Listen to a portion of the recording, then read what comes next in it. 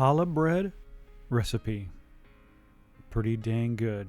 All right, here we go. We're going to take 2 teaspoons of active dry yeast, some lukewarm water, 1/4 cup of sugar, and 2 teaspoons of salt to let the yeast ferment.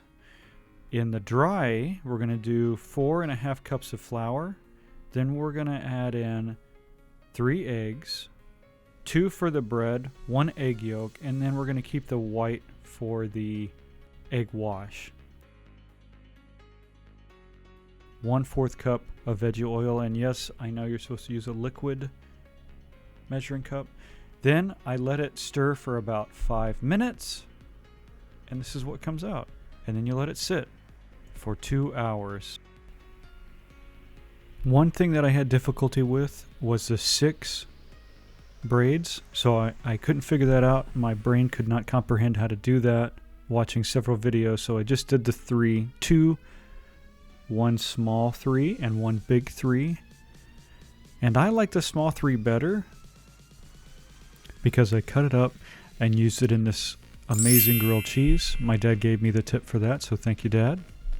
Oh man, it was amazing. So one other thing I recommend when you're doing stuff like this is constantly be cleaning. If you look behind me, I've kind of cleaned up everything, drying it out, getting everything prepared.